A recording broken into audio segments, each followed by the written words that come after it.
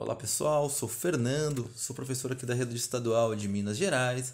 Estamos estudando para o concurso de professor da Bahia, ok? Então, dando continuidade ao edital, conhecimentos interdisciplinares, a linguagem das ciências e das artes e seu entendimento como chaves à compreensão do mundo e da sociedade. Subitem de hoje, ciência/arte, o problema do conhecimento. Pessoal, um tema bastante complexo, vamos tentar ir devagar aqui e tentar entender. Então, quando o cientista ou filósofo se interrogam sobre que é isto ou aquilo, iniciam um processo de busca do conhecimento. Contudo, o ser da coisa não é a coisa. A coisa está aí, o seu ser não. Para o filósofo Ortega y Gasset, se queremos conhecer o ser da coisa, temos que investigar e não nos podemos abandonar a nossas percepções. E mais, temos que começar pela humilde tarefa de entender o significado da palavra ser. À luz de uma percepção visual, o exemplo é de Ortega, não apresenta o seu ser. A luz é uma coisa que tenho diante de mim, que está aí. Vê-la não é conhecê-la. Em contraposição, conhecer a luz é saber da sua essência, e esta essência não está aí. Ela não se mostra. O ente luz me ilumina, vejo-a, mas o ser, a sua essência, não me ilumina nem a vejo, nem talvez nunca a noção dessa essência. E talvez nunca tenha a noção dessa essência, né? Não é a coisa que o conhecimento apreende, mas o seu ser, ou a sua essência. O ser de uma coisa não é a coisa, nem uma hipercoisa, é um esquema intelectual. O seu conteúdo revela-nos o que a coisa é, e o que a coisa é está constituído pelo papel que a coisa representa na vida. Conhecimento é, pois, para Ortega, um esforço mental que extrai do caos um esquema de ordem, um cosmos, uma informação, uma linguagem, diríamos. Conforme Robert Henry Sur, o pensamento científico é concebido como um processo produtivo que não se confunde com o reflexo especular ou duplicação mental da realidade. Produzir conhecimentos não é uma leitura direta da essência na existência, diz Sur. Isto porque o real não é transparente e dele não se faz uma leitura imediata. Produzir conhecimentos é transformar informações complexas, científicas ou tecnológicas, sensíveis e técnicas em resultados de um processo de trabalho. Trata-se, pois, de uma intervenção intelectual sobre objetos simbólicos, instituições, observações, representações, e não de uma transformação da própria realidade observada, já que o real somente é acessível pelo signo, pois o máximo grau de realidade só é atingido pelos signos, como diz Peirce.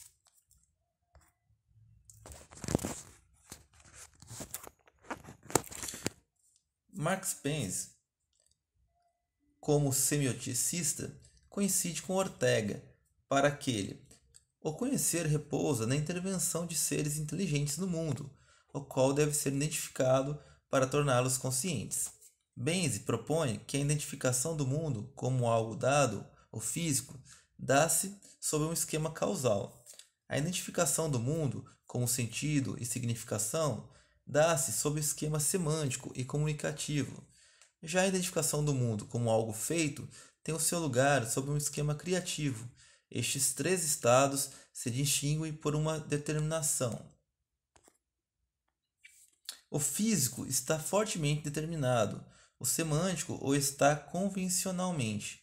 Já o estado estético o está débil e singularmente ambiguamente. Somente o que está suficiente determinado pode ser conhecido e fixado. Já o que está totalmente determinado, como o caos, não pode ser identificado e fixado. Para se identificar, deve ser primeiramente transposto, em certa medida, de um estado determinado, por débil que seja, isto é, uma ordem. né? Estados físicos, como sistemas de planetas, estruturas de cristais, etc., são fortemente determinados, mas estados estéticos, como por exemplo a distribuição de cores numa tela de Tiziano ou a sequência de palavras num texto poético, são determinados de uma maneira fraca, equiprovável. Ainda, para o ensaísta Albert Fabre, a essência da arte é a tautologia, pois as obras artísticas não significam uma ação. Na arte é possível distinguir entre representação e representado. Essa tese permite a Max Benz desenvolver o conceito de fragilidade da informação estética, informação esta que transcende a informação semântica, no que concerne à imprevisibilidade, à surpresa, à improbabilidade da ordenação dos signos.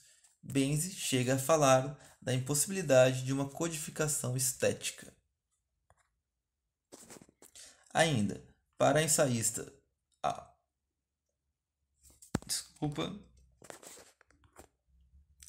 enquanto a ciência procura a determinação na hipercodificação, a arte, em contraposição, tende ao singular e à baixa codificação, pois a arte não é linguagem em sentido estrito.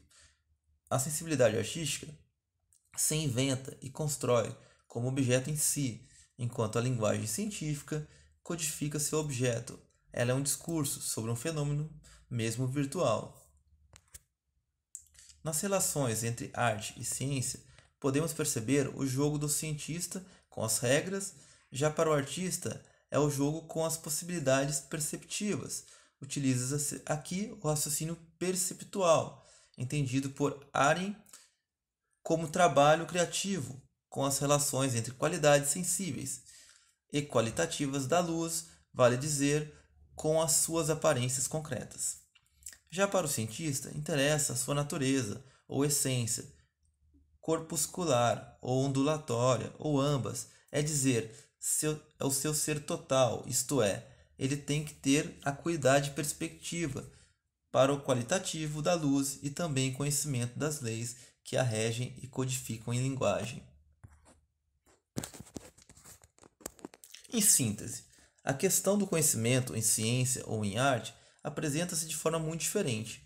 Para a primeira, no plano do conhecimento abstrato, de qualquer fenômeno que ocorre universalmente, em qualquer época e qualquer sítio.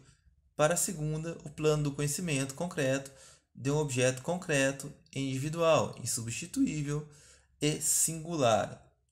A arte não se doa ao mundo como informação semântica, mas como informação estética.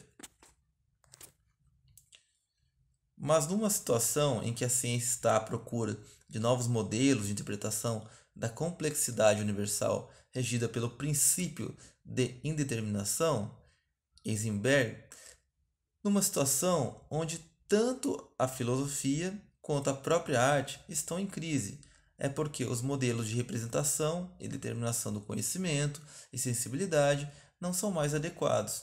De fato, como os fenômenos, para os cientistas, ou são complexos demais, ou estão fora do alcance dos instrumentos e tecnologias, não podem ser codificados.